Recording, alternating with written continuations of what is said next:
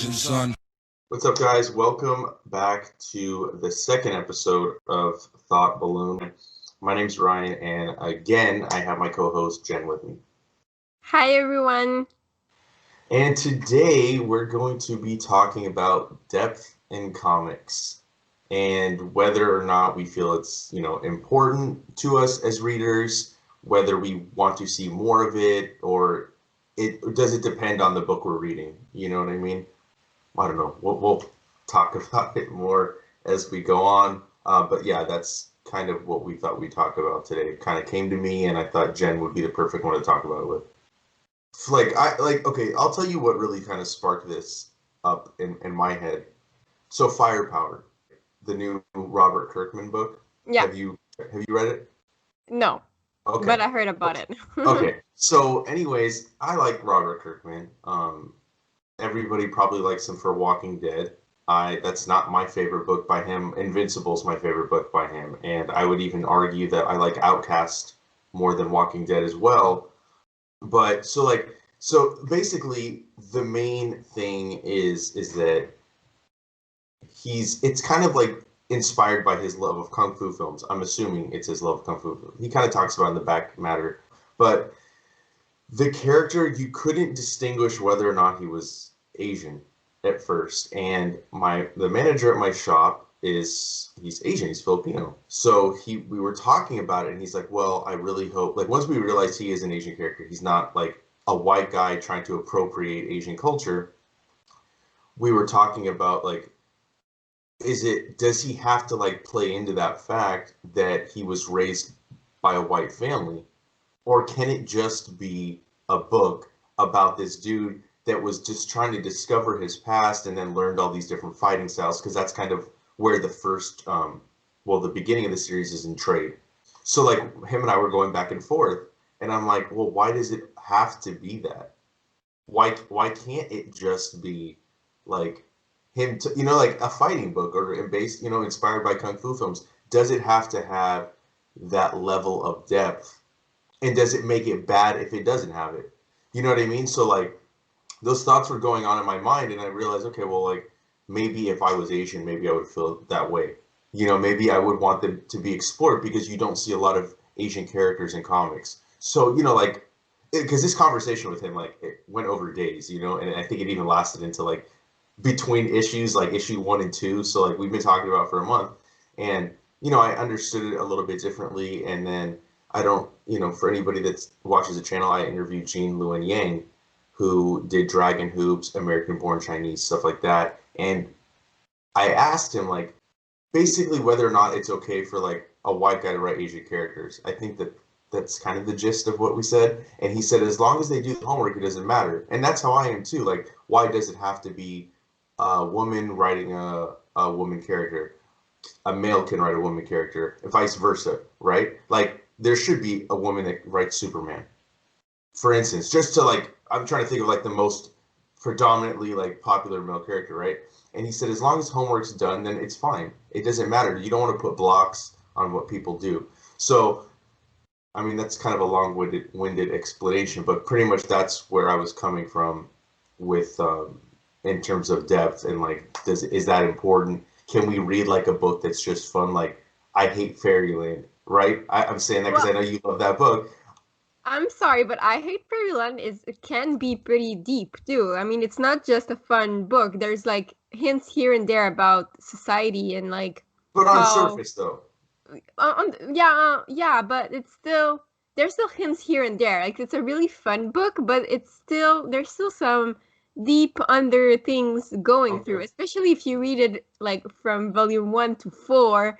The last one is really great. Yeah. I'm not saying it's bad. I'm not saying it's bad. Don't get offended. You know what I mean? Like, I'm just saying, if you look at Middle West and you look at I Hate Fairyland, which one has more kind of, like, that emotional, like yeah. You know what I'm saying? I mean, I think that in I Hate Fairyland, it's a little bit subtle? You have to think about it a little bit more. But when you think about it, you're just like, yeah, like, there's some really cool things in this. Like, there's some really hints, like I said, hints here and there about society that's why I really enjoyed that book, because it's super fun, it's light. But when you think about it, there's still some stuff to, like, think about. But I like what you said about like how a woman can write Superman and stuff like that. And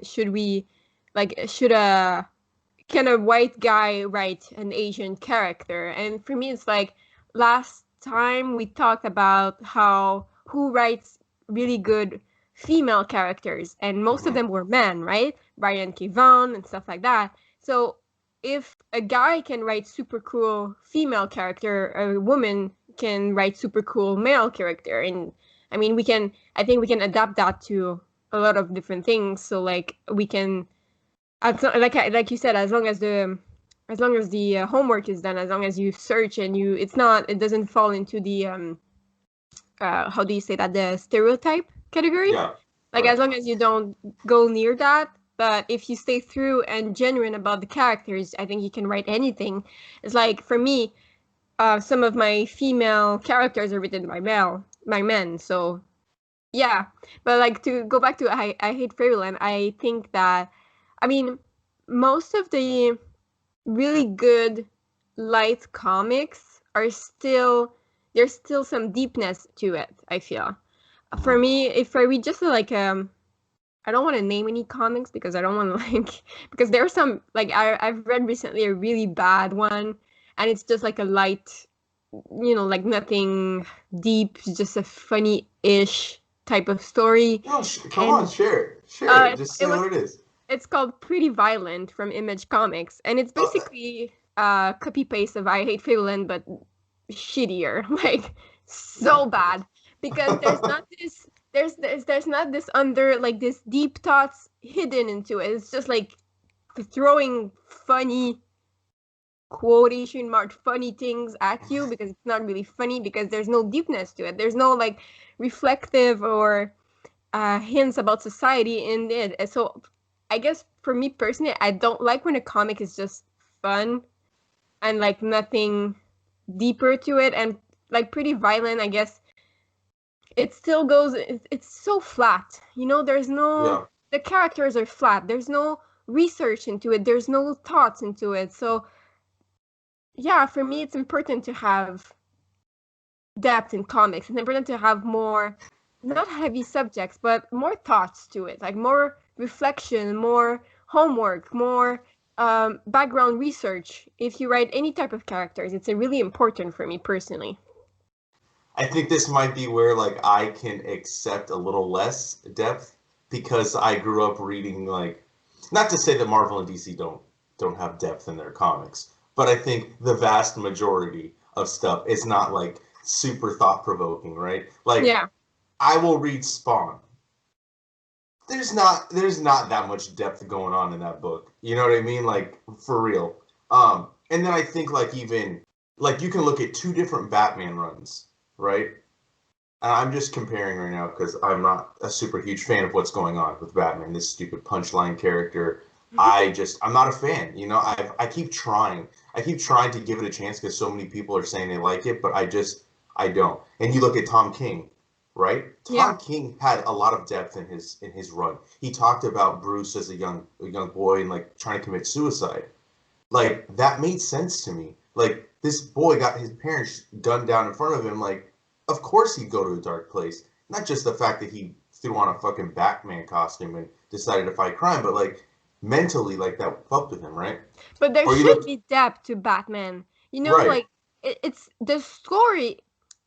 If I know it's a fictive story, but if you think about like the character, I mean, he saw his parents die, and he's a billionaire, so clearly, like, I guess, like he's surrounded by, he has a what's his name, Alfred, the old guy, but yeah, like logically, it's not. He can't just go outside and fight crimes. There's like other stuff going on in his head. Like he can't just be a surface character. It's impossible. So I haven't read it, but what I heard about Tom King's run was the one that made more sense to me. Like the one that was I would pick it up. I would read this run because it seemed really interesting because there was this background to the character that I was looking for before that I wasn't able to find, Right. I mean, I think right off the bat, like, I know this is kind of, well, it's kind of going off topic a little bit, but I think like personally, me knowing your reading taste, I think if you picked up Question, the one that Jeff Yeah, Lemire just wrote, I think you'll like that last issue. Holy shit! Like it's so evident that they added in this stuff that's going on outside in the world right now into that final issue, and it was phenomenal. And then but Jeff obviously, Lemire, Jeff Lemire is another great one who he doesn't write flat character. There's no, always a background story to each and every one of them, and that's what makes his story so great, you know? and it's crazy because that dude writes like 5 to 6 books a month. I Yeah, don't understand. he's Like he's crazy. the output that he does, and you're right. Like I think Jeff Lemire is a fantastic example of somebody that can write depth perfectly, and like but it's not always like it doesn't hit you in the head over the head. I mean, with all these like serious like thoughts or whatever, but he does it subtly, Exactly. especially in Black Hammer. You know, the subtlety in each and every one of those personalities, they're all different and they each got their own things going on. And like they just cut like it's fantastic. But I mean, yeah, read that and then Lois Lane, I think, is another one by Greg Rucka. We're talking about men that write fantastic female characters. That book was amazing. And it sucks that we don't see more of stuff like that from the big two. But you know, like I guess also like let's kind of like discuss like how much depth do we need in a book, right? Like for me, like you may look at Venom and you're like, yeah, there can't be much going on there. But I think that while it is not super deep, right, there is a lot of stuff, especially like I was talking about this with Mario in the beginning of the run, like there's all like Venom has always been like okay, first he's a villain and then he's like kind of like an anti-hero. So Donny Cates added so much to the character, right? He really played on this like tortured soul, like guiltiness of Eddie Brock, and he added his son, and then like there's all these other layers that he added. I never would have picked up a Venom comic ever. Like I had no desire to read that book, but I read the first issue, and that kind of pulled me in. You know, so I think like there is a fine line between because sometimes I think they do it too much. I think sometimes writers try to be a little too deep with what Yeah. they're trying to convey, and then it just kind of it doesn't even make sense. Like they're just trying too hard. And then you have like, well, you said Pretty Violent. I won't pick that book up. No, I have no desire to. don't do I that. I'm sorry, but that was the worst book I've read in my entire life. Like my entire life. It was the worst book ever. Like I can't. No, it was yeah, horrible. Don't read that. yeah, I won't. But you know what I just read last night, and this is a perfect example of the fine, like it's the perfect balance of depth with talking about something that's important, right? But also just you can enjoy it without like really thinking too hard about the others of Bitterroot. I read the last issue and holy shit, it was it was so fucking good. Like and like they're talking about race and the way that they're talking about race, and we talked about it on our episode when you talked about with Dylan and I. Yeah. But this second volume is it like and I even told I talked to Sanford Green this past weekend and I told him I was like, dude, you guys like leveled up so much between volume one and two. You know, like especially maybe it's also with what's going on in the world, so like I'm connecting it more and like stuff like that. But I think that books like that, when they can do it in a way, like I said, that doesn't hit you over the head, it's subtle, it's there, and you do, and sometimes you do know it, but it doesn't take you out of the story. Like they're trying to preach to you, or they're trying to be like, oh, you got to believe this. I think like people are talking about is it Man Eaters? Oh Is that yeah. the name of the That book? was yeah. It was a Like really great concept. Like I was in love with the concept in the beginning, but after reading the first volume, I was like, like it's. I don't want to say it's too much. It's not. It's not the right word. It's not too much. It's too angry, I guess. Like mhm, it's because you have like, for example, you have Bitch Planet, which is a really angry comic, but it's written in a way that it still makes you think about the situation, and it's still you still have a great story and great characters behind it. Whereas Man Eaters, I was just like having angry stuff like shoved down your face. Like it was like men are this, men are this, men are this, like just like that. And yeah, I kind of agree with some of the stuff that was pictured in this book, but the writing was not good for me. But I guess it all comes up to the writer, right? We all have different tastes, but I know Yeah. that Man Eaters was really not well liked, from what I saw, like people who read it and told me and stuff like that. And Mhm. I think it was just a little bit too, it was too superficial. There was no deepness to it, like Bitch Planet. Like there's a lot of sarcastic and, like, for example, all the ads in between the chapters in Bitch Planet, or just like the little in the dialogues, there's still like some sarcastic things that are written just to like hints to what is currently happening. But whereas Man Eaters, it was just like, I guess, too obvious. I don't know how to really describe it. Have you read Man Eaters? I haven't. I'm just putting an alarm in my phone so that I remember to get Bitch Planet from work today.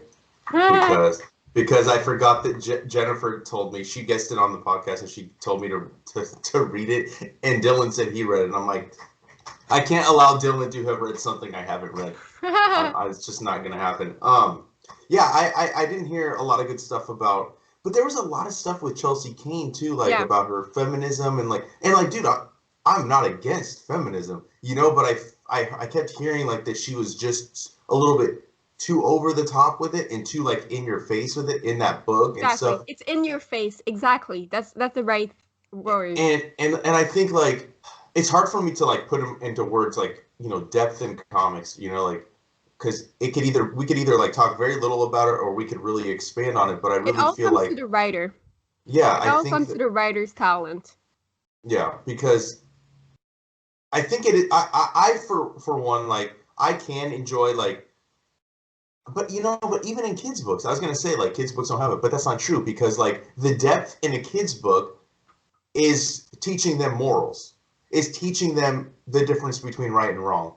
So I guess like, but then there is some superhero stuff that like to me I don't see it. I feel like it's just kind of there, and not to say that it's bad because I can enjoy it. It's like it for me. It's like going to um, like a blockbuster popcorn type movie, right? Like a Yeah. movie that's just like Transformers, dude, or something. Like that's not meant to be deep. That's just meant to fucking show crazy shit on a screen and just look at crazy shit. It's just meant to be fun. So, I mean, I can enjoy fun stuff, but I think like as I get older, I do want depth in my books. You know what I mean? I do want it to make me think. I don't want to. I feel like if a book, if I can read it too quick, it's not bad, but it means that like I didn't really like I didn't connect to it on another level. Yeah. And I think with stuff I do want to connect with it on another level. Like I'll tell you a book that on first read, Saga, I loved it. I did connect to it on other levels, but then I read it recently. I did a whole reread, I think last year, maybe a year and a half ago, when I got the compendium. And I wasn't a dad when I read it in the beginning. Reading it as a parent, I like understood it on a different level.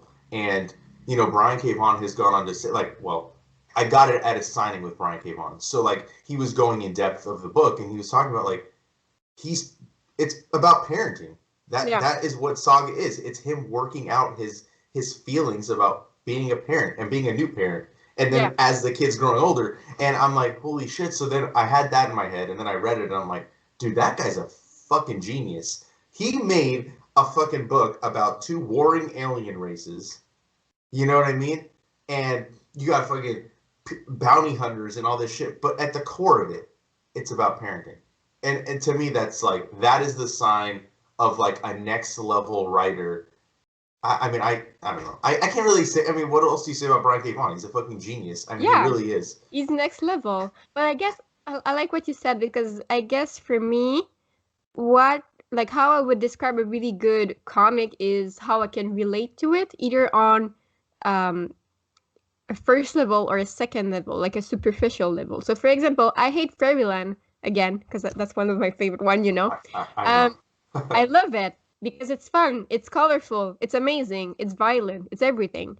But then I can relate to it because of the overall story. It's like she's stuck in um she's stuck in Fairyland, so she's stuck in a child's body, but she's an adult. So it's like this whole thing of like wanting to become an adult, but then the story goes, and I don't want to say the end, so just read it and you'll see that how you relate to her, even if it's violent and just funny.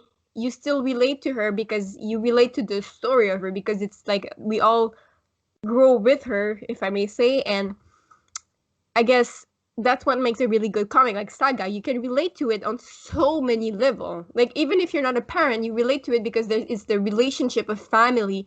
It's this sense of a family that we stick together and stuff like that. So you can still relate to it. Or Paper Girls, you relate to it because it's this whole relationship of friends and friendship and relationship and stuff like that. And or Black Hammer again, you still relate to them because there's Mhm. so many different personalities and they all have their own emotions, so you relate to them on an emotional level.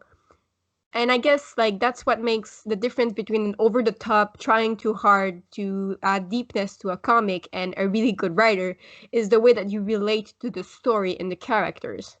Mhm. Yeah, and I think too, like, you said you can relate to Saga on many levels. Just to go back to Saga, like I said, like I related to it the first read before I was a parent, and then after. So I think that's also a testament to really great writing is when not only can different people relate to it on different levels, but then even when you go back and read it again, you can relate. You can grow with it or come back to it later and then get a whole new experience. Yeah. That's rare for me in a book where I get new experiences. I mean, like, what's an example? I read Spider-Man Blue with Dylan, right? That's probably the sixth time I've read the book. Now, I love the book. I didn't get a new experience though. I just continued to realize why it's great, right? Yeah. So, but like Saga, I've read only twice, a full reread, and I got different experiences. I think Why the Last Man is another one, and Mm-hmm. again, Brian K. Vaughan, and I've read that 3 or 4 times, each time different experience, completely different. And uh, Lemire, Sweet Yes. Tooth, Sweet Tooth, man. I read that. I think I didn't read it very quick. I read it when it was over, but I had big gaps. And then I got the hardcovers and I read it like really quickly. And even though I read it really quickly, and it was only like maybe a year and a half, 2 years in between the reads, I already got like I was able to forget some of it and get a new experience. I think that sometimes writers, when they're trying to write something that is deep, it doesn't, or deep, or like with emotion behind it, they don't always like do it in a way that like really works. And when it does work and it works in a way that like you can read the same, we can literally read the same book and have completely different experiences. That is the sign of a good writer. That is when you know that you got a hit. I don't think you could say that with many stuff that's coming out right now. And it's a shame, you know. Like, I don't know what you felt about Excellence. That's one of my favorite series. I've read it now. I've already read the first volume 3 times. I read it when it came out month to month. I read the trade, and then I read the trade again. And I even with that, like I'm realizing is, well, maybe it's also because I've talked to the creators behind it, so they kind of kept influencing my thoughts, so I was able to like see what they were intending.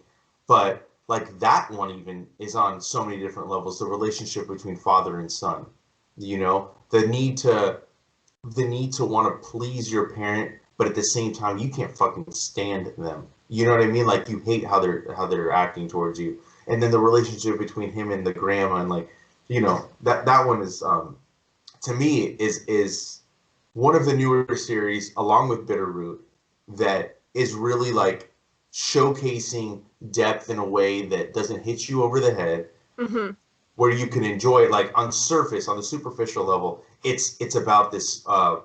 not cult, but you know, like this magic wielding Society, I guess. A society, magic right? society. There we go. And but then if you look deeper, it's like these connections between people, the jealousy he has with the other guy, you know what I mean? And I wish that we saw more books like that on the stands. I think that you would keep readers engaged, and I think that the readership would grow in this, or it could bring in new readers even if like an adult comes into the store, never read comics, a 20-year-old, they don't really want to read some dumb shit that doesn't really mean much. You know what I mean?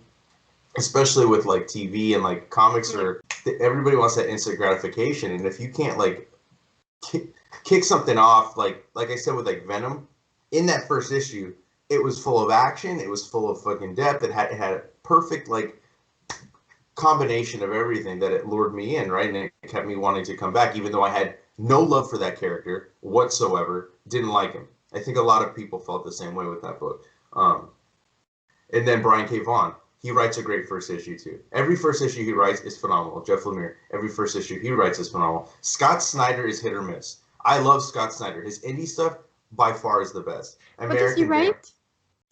He wrote American Vampire, Oh, okay, yeah. which is he also wrote this horror. He's really good at horror, and then he wrote a book called Severed that came out from Image.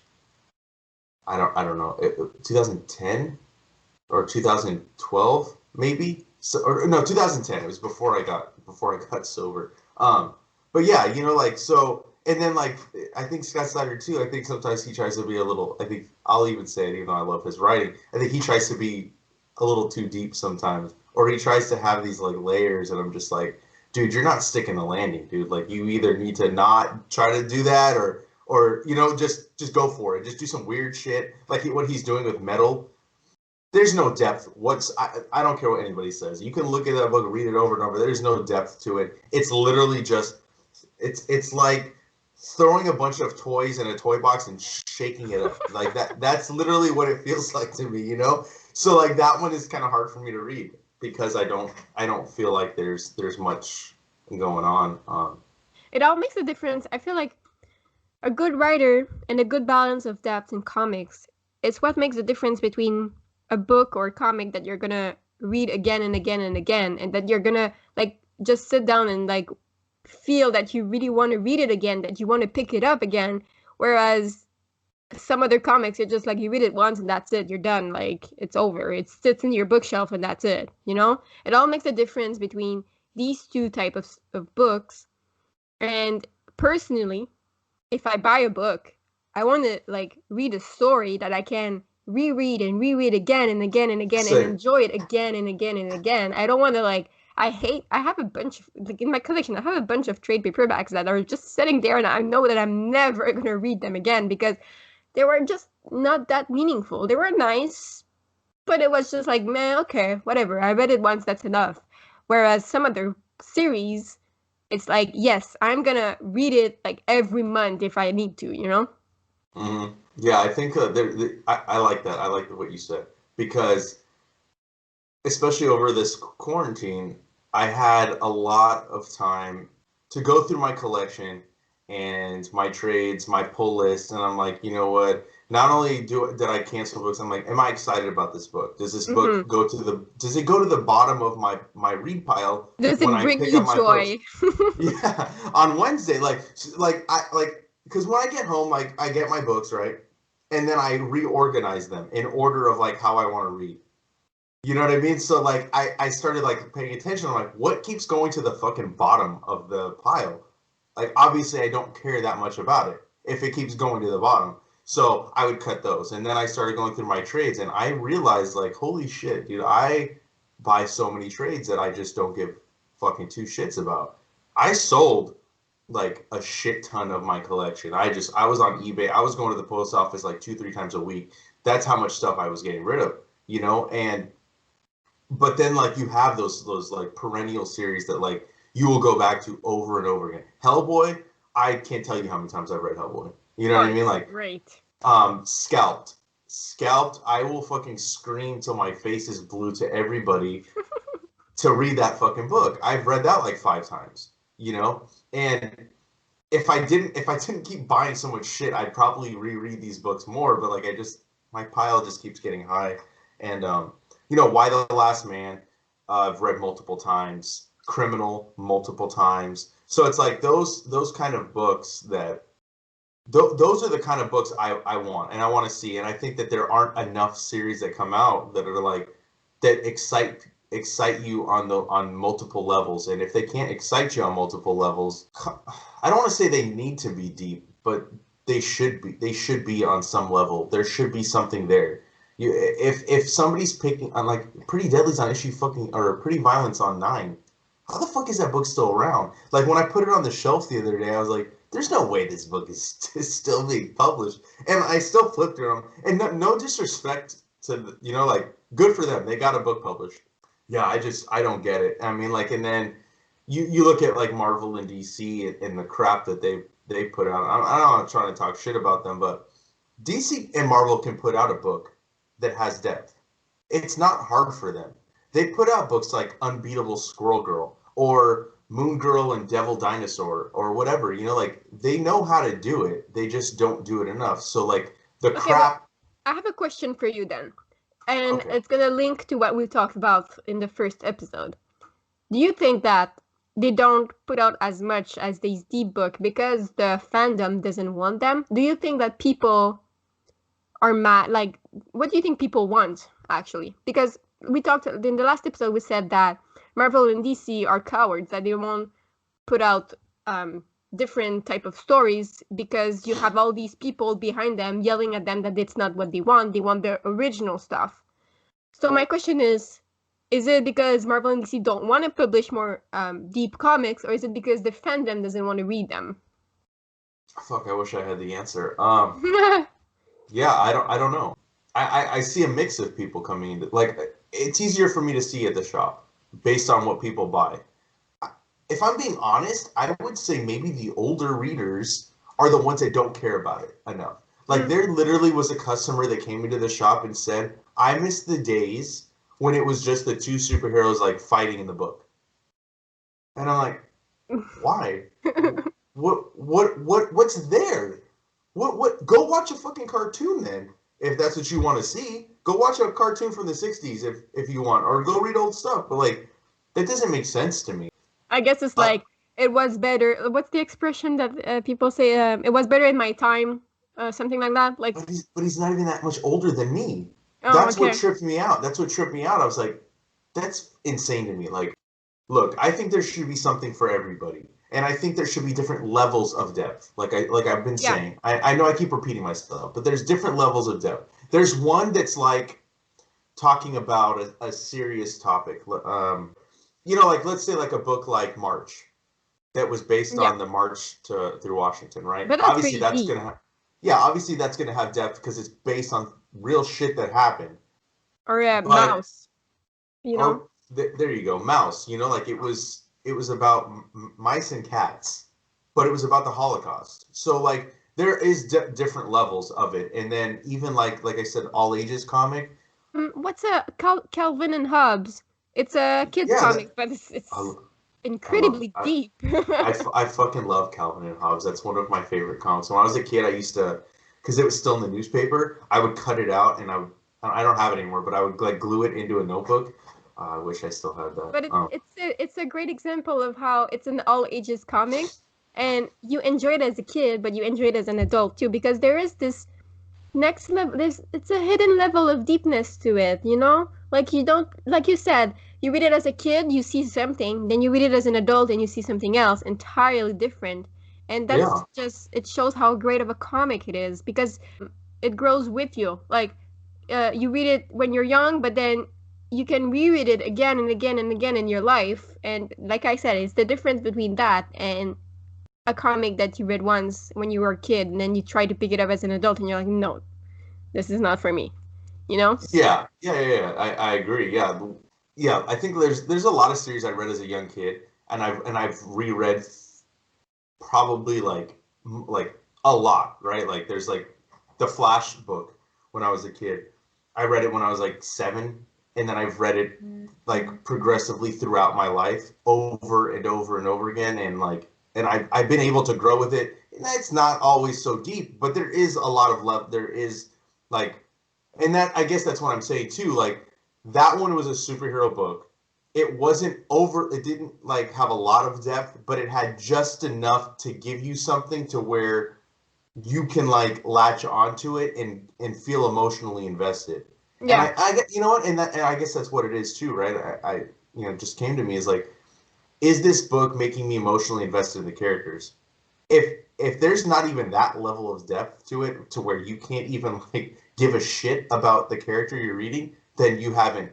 You need to go back to the drawing board. You need to rework your whole Yeah, fucking but idea. because there's so many elements that makes a good story. Like you have to, it's not just the characters. You have to write good characters that are relatable. Yeah, but you also have to write a good universe that is compelling and that brings the reader in. You know, it needs to catch the reader's eye and emotion. So you have the characters, the universe. You have the storytelling. So the way that you tell the story, is it like, do you have a lot of flashbacks? Is it like a linear story? Like you have a good writer will check a 5 on 5 for all these elements, you know? Hmm. And sometimes I feel like either the character is going to be really deep, but the universe is going to be flat. So it's going to like clash. Or the character is going to be really flat, but the universe really deep. So you're going to miss this opportunity to have a good balance of both. And it all comes to, again, a good writer is going to be able to balance out a deep universe and a deep character with a really great storytelling. So it's all about being able to write all these. And I guess that when you have a younger reader, not younger in age, but younger in sorry, not reader, a younger writer, but not younger in age, younger in experience, Hmm. a writer will grow, I guess, except if you are really talent, like if you have a lot of talent in the beginning, but you will grow. And I guess that's when you see the writer being able to master all these elements of adding depth in comics on different levels, I guess. Yeah. Now, do you like? I don't. I know. I feel like we've gone in circles sometimes, but do you feel like is there ever an experience where you're reading it and like you feel like you're getting hit over the head and that turns you like with a like a theme or whatever, like if it's whether it's the feminism or the racism or whatever, does that ever turn you off Yes. from a For book? example, I'm gonna have rocks thrown at me for saying this, but I hate Rat Queens. Wasn't able to go through the first volume. I hated it. Was horrible for me. It was just like too much. It was too much of everything, I guess. And I was just feeling like it was elements thrown at me without a good storyline. Like the universe was okay, I guess I would like be able to, but the characters were so flat, you know? For me it Hmm. was there was nothing more to the characters, and it just, yeah, it just wasn't a good story. I know like a lot of people love Rat Queens, but for me it was lacking this element. It was yeah, I guess the characters were too flat.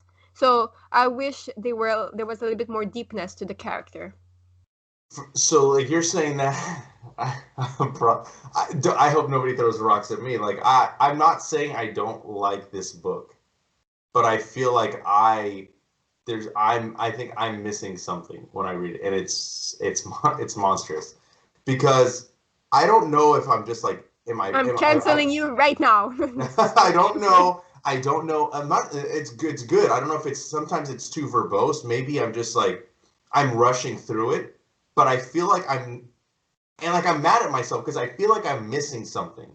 I feel like there's something that I'm not picking up, and it's just going over my head. I don't know if that makes me stupid, like I'm just like I'm an idiot. Like how come you don't see this? Actually, I kind of like you to maybe tell me is what basically is she trying to get across? Like I get kind of what's going on, but to me, like I can't follow it. Like it's kind of like with Die. I love Die in trade. I don't love it month to month. I can't No. read each issue every month. I have no fucking clue what's going on. If you ask me, like, if I read issue 6 and then a month later I read issue 7, I'd be like, I don't even know what the fuck I just read last month. Like, I have no clue. And then Monsters, I read volume 1 twice, That one I got a little bit more, but I think it's like volume 2, 3, and 4. I only read those one time each, and I will keep reading it because well, first of all, the art's beautiful. Sana Takeda is some next Amazing. level fucking beautiful. It's just like I've never seen something like that in a comic book, in all the comics I've read. But the Yeah, because writing, I she's just like mixing different styles. I guess that's what right. makes her unique. But the writing though, I feel like I'm just not picking up what I should be picking up. And It's to me, possible. that's like I feel like that can turn somebody off. I will push through a book. I'm stubborn. So if there's that many people are telling me a book is good and it's winning awards, I will keep reading it until I get what I need to get. But I think that could turn some people off because I have heard some people say like, I don't like Monstrous. It's not a bad book, but I just don't see. And I'm not saying myself, but they'll say like, I just don't see where the hype is. I don't see why people say that it's this great book. So I think that like that to me, I don't want to say it's there's too much depth to the book, but I feel like there is a lot going on, and she could maybe I don't know. Maybe it's just me. No, I get what you mean, but I think it all goes back again to how you relate to the characters in the story. Because, like, okay, like Saga, for example, we can all agree that Saga is one of the greatest comic book story ever, right? Mm. But there are some people who read it and told me, I don't get the hype. And I guess like it all comes to how you relate to the story, or is there a detail that you're not picking up, or something that's not, maybe it's the art, maybe it's the universe, maybe it's the character, that maybe there's something missing for you. But it's like Monstress, it's so dense, because there's all the That's information. It's really dense. that's the word I was looking for. It's Yeah, very heavy. it's very heavy, but you have like 50 characters, and then you have like this huge map of like imaginary places, and it's all over the place, and then they take a boat and like it's all over the place, and you have monsters and gods and stuff like that. So it's really dense. And I guess you have to, I guess Monstress is a really great book, it's one of my favorite, but I understand that it's a 50% chance of you not liking it because it's so dense. So you have to be this type of reader. You have to like, it's a dense book, and you have to like it. You have to like reading so many details and so many things, um and it's like Saga is dense too. I mean, it's a lot of characters, and because you have a lot of stories happening at the same time, in Mm-hmm. Saga. So I guess I understand why not everyone would like it. So coming back to how deep it is, it all comes back to how you relate to the story, you know, Yeah, and how you are as a reader, and your personal experience too. Your personal experience influence who you are as a reader and what you like to read. And so yeah, I guess there's no like definitive for me. There's no definitive answers as if a comic should be like how much level of deepness a comic should have, because it all depends of you, and we are all different. that's So true. it's really difficult. We all have different tastes, we all have different experiences, so it's really hard. But for me personally, a comic needs different level of depth for me to enjoy it. I agree. That's another great way to end it. You Ah, you always, you always cap it off good. Yeah. So I think that what Jen's saying, and I agree with her, is that I think there always needs to be some sort of level of depth in a comic book in order for it to emotionally resonate with you.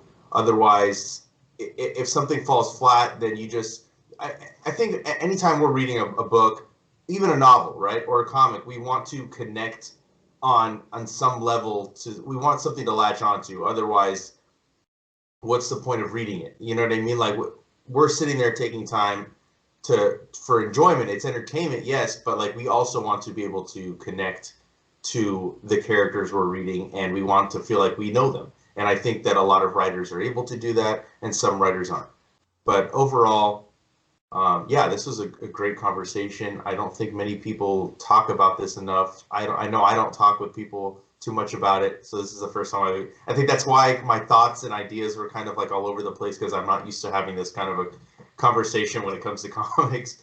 But I yeah. would be curious though, if anyone, like I said, if you're the type of reader that don't want depth in comics, that you like these superhero, how do you say this? Like the superhero light stuff, I guess. Superficial stuff. Superficial. I'm just curious, like why do you like that better?